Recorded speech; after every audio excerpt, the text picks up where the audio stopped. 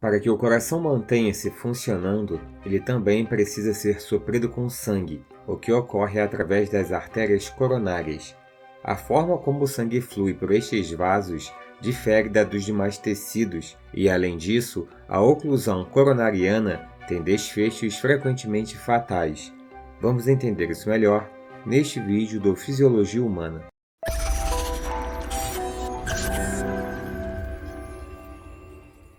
Apenas 1/10 de milímetro da superfície interna do endocárdio é nutrido pelo sangue contido dentro das câmaras cardíacas. Sendo assim, a maior parte do coração precisa receber sangue através de vasos para nutrir suas necessidades. Esse sangue chega através das artérias coronárias. As artérias coronárias são os primeiros ramos da aorta ascendente, sendo que a coronária direita supre a maior parte do ventrículo direito, assim como a maior parte posterior do ventrículo esquerdo. A artéria coronária esquerda supre as porções anteriores e lateral do ventrículo esquerdo. A maior parte da drenagem venosa do coração se dá pelo seio coronário, que representa cerca de 75% do total. A maior parte do sangue venoso oriundo do ventrículo direito retorna através das veias cardíacas anteriores, que drenam diretamente para o átrio direito. O fluxo coronariano de uma pessoa em repouso é de cerca de 225 ml por minuto, representando entre 4 e 5% do débito cardíaco total. Durante exercícios intensos, o débito cardíaco pode aumentar em até 7 vezes, mas o fluxo coronariano pode aumentar entre 3 e 4 vezes. Desta forma, o fluxo através das coronárias não aumenta na mesma intensidade do trabalho exercido pelo músculo cardíaco. Isto é compensado com um aumento na eficiência do uso da energia pelo coração. O fluxo sanguíneo através dos capilares originados a partir das coronárias ocorre a partir de um padrão fásico. Observe o gráfico que representa o fluxo sanguíneo no ventrículo esquerdo. Veja que durante a sístole, o fluxo é menor e aumenta durante a diástole. Isso ocorre pois durante a sístole, os pequenos capilares são comprimidos pelo músculo cardíaco, aumentando a pressão e diminuindo o fluxo. Quando o coração relaxa na diástole, o fluxo aumenta, pois com o relaxamento diminui a pressão sobre os capilares e o sangue flui mais facilmente. O mesmo padrão ocorre no ventrículo direito. No entanto, como a força contrátil do ventrículo direito é menor, as variações fásicas também são menores. Este mecanismo é mais facilmente compreendido quando observamos este esquema que mostra as artérias coronárias e suas ramificações. As coronárias estão localizadas sobre o epicárdio, a camada mais externa do coração. Pequenos ramos partem delas e penetram no músculo cardíaco, suprindo a porção muscular do coração, o miocárdio. O endocárdio, a camada mais interna do coração, é suprida pelo plexo subendocárdico, que se originam dos ramos localizados no miocárdio. Quando o miocárdio se contrai na sístole, todos os vasos localizados nele são comprimidos, diminuindo o fluxo através dele e do plexo endocárdico. O inverso é válido para o efluxo de sangue venoso no coração. As pequenas veias, quando são contraídas, empurram o sangue para as câmaras cardíacas, aumentando o fluxo através delas, como podemos observar no gráfico. Agora observe a relação entre a pressão no ventrículo esquerdo com o fluxo sanguíneo arterial coronário e com o fluxo sanguíneo através do sistema venoso. Veja que na sístole, onde a pressão está mais elevada, o fluxo no sistema arterial é menor e no venoso é maior. Como já visto neste canal, o controle sanguíneo nos tecidos é controlado pelo próprio tecido, e o mesmo ocorre no coração. Pode-se citar, por exemplo, que o aumento do atrito do sangue através das coronárias aumenta a liberação do óxido nítrico, que é um vasodilatador. Outro mecanismo especialmente importante se dá através da adenosina. Quando o coração está sob alta demanda energética, utiliza grandes quantidades de ATP, gerando ADP e AMP. Pequenas quantidades de adenosina livre são então geradas, tendo efeito vasodilatador. A adenosina possui meia-vida curta, cerca de 10 segundos, sendo rapidamente inativada pela adenosina deaminase. Assim, quanto mais o coração usa ATP, maior será a vasodilatação. O acúmulo de substâncias como CO2 e os íons hidrogênio também possui efeito vasodilatador. A estimulação simpática e parasimpática influem indiretamente no controle do fluxo sanguíneo do coração. A liberação de adrenalina e noradrenalina pelas fibras simpáticas aumentam tanto a frequência quanto a contratilidade cardíaca, o que, por sua vez, aumenta a demanda energética do coração, que irá estimular a vasodilatação coronariana, como vimos. O mesmo vale para a adrenalina liberada pelas glândulas suprarrenais na corrente sanguínea. Em contraste, a estimulação parasimpática via nervo vago libera acetilcolina, o que diminui a frequência e a força de contração do miocárdio, o que, consequentemente, levará à diminuição do fluxo sanguíneo cardíaco. Há também o efeito tanto da adrenalina como da acetilcolina. Esse efeito direto se dá através de receptores localizados nos vasos. A acetilcolina promove vasodilatação, no entanto, há poucos receptores para ela no sistema coronariano, de forma que a adrenalina possui papel mais importante. A adrenalina pode induzir tanto a vasodilatação, ao interagir com os receptores beta, como a vasoconstrição, ao interagir com receptores alfa. Nos vasos no epicárdio, predominam os alfa-receptores, de maneira que a resposta predominante é a de constrição, enquanto nos vasos do miocárdio predominam os beta-receptores, predominando a vasodilatação. Alguns indivíduos apresentam grande quantidade de receptores alfa, aumentando o risco de isquemia miocárdica em situações de ativação simpática, como nos exercícios físicos. Apesar dessa via de estimulação direta, a via metabólica indireta é a mais importante no controle do fluxo sanguíneo para o coração. Agora que entendemos como funciona a circulação no coração, vamos entender um pouco mais sobre a doença arterial coronariana. A maior parte da energia utilizada pelo coração, cerca de 70%, vem de ácidos graxos e não de carboidratos, como ocorre nos outros tecidos. A molécula que no fim será utilizada como fonte energética é o ATP. Quando ocorre isquemia miocárdica, o ATP que está na célula vai sendo utilizado como fonte energética, gerando ADP e AMP. Como as células musculares cardíacas são ligeiramente permeáveis à adenosina, esta molécula vai sendo perdida para o sangue, promovendo dilatação coronariana. Em casos de isquemias graves, em 30 minutos, cerca de 50% da adenosina celular pode ser perdida e a sua reposição pelo metabolismo celular é extremamente lento. Assim, em isquemias graves, as células cardíacas vão continuar morrendo mesmo após a circulação ter sido restaurada.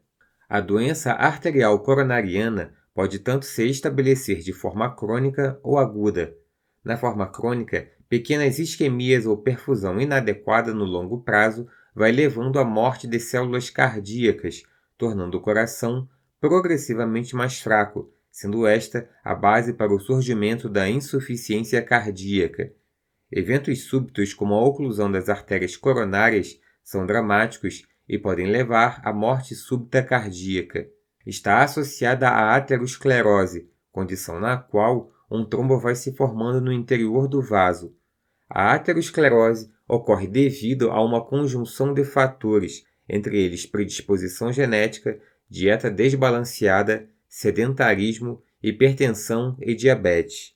Essas condições favorecem a disfunção do endotélio, permitindo a deposição de lipídios abaixo dele, bem como tecido fibroso e células inflamatórias. Quando a placa de ateroma causa exposição do endotélio rompido, ocorre coagulação do sangue, podendo levar à oclusão do vaso e a infarto.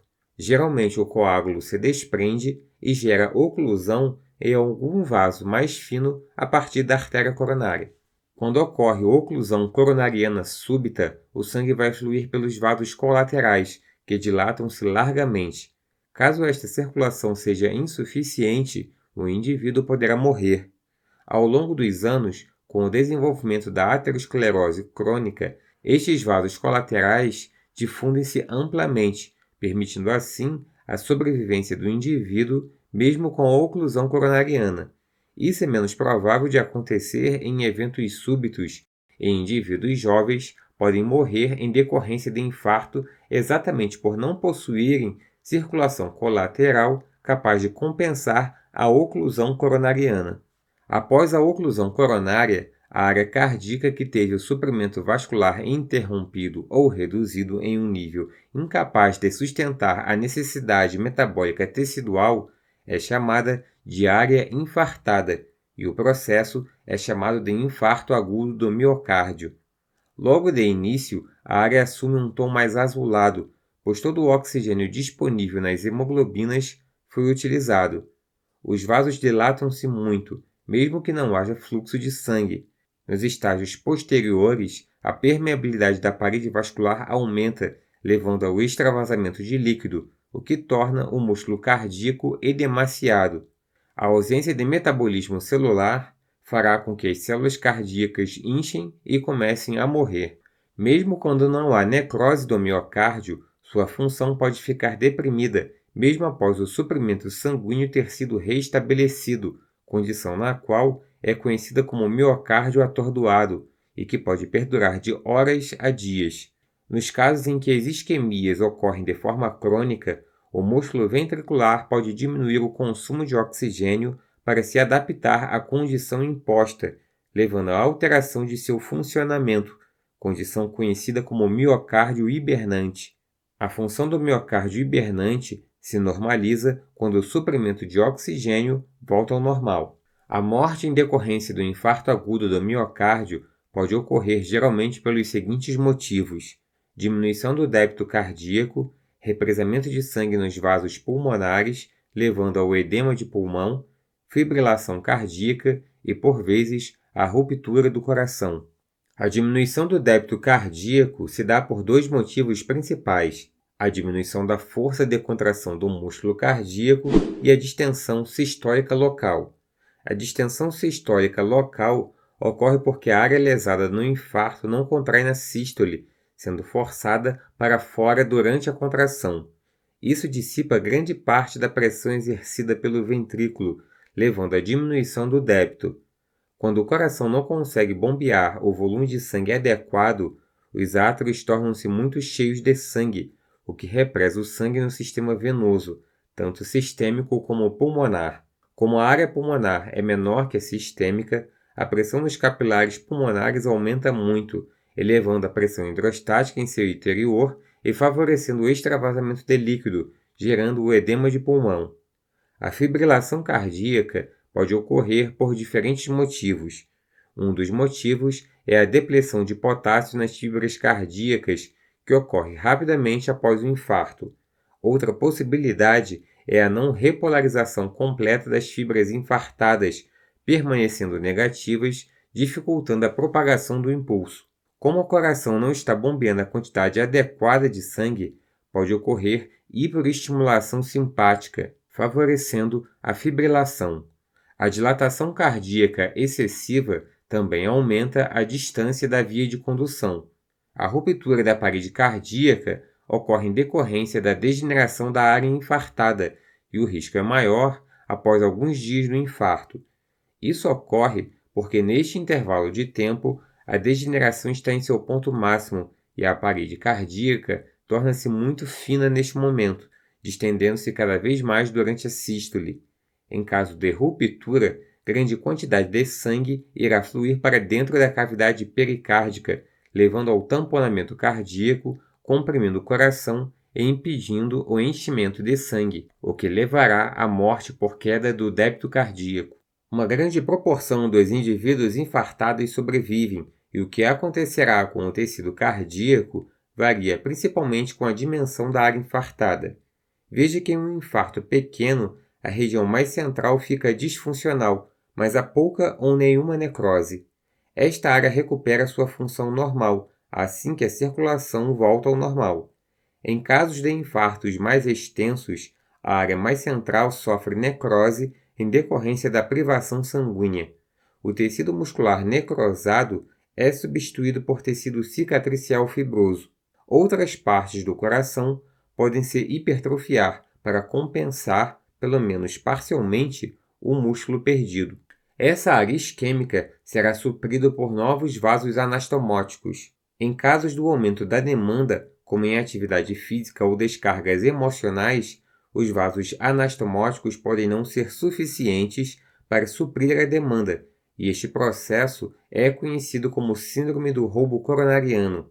Por isso, é muito importante respeitar o repouso nos meses seguintes após o infarto. Nas pessoas que desenvolvem constrição progressiva das artérias coronárias, é muito frequente uma dor retroesternal, conhecida como angina. Isso ocorre porque a baixa perfusão cardíaca faz com que se acumule derivados do metabolismo, como ácido lático, o que gera dor. A dor piora se a sobrecarga sobre o coração aumentar, como nos exercícios físicos, frio ou após se alimentar. Alguns pacientes apresentam um quadro tão extenso de angina que sentem dor o tempo todo, mesmo em repouso. A dor irradia para pescoço e base da mandíbula, pois o coração tem origem embriológica nesta região. É fundamental procurar um médico caso estes sinais apareçam para que o adequado tratamento possa ser feito. Isso pode tanto melhorar a qualidade de vida como poupar a vida do indivíduo. Obrigado por assistir o vídeo e até a próxima.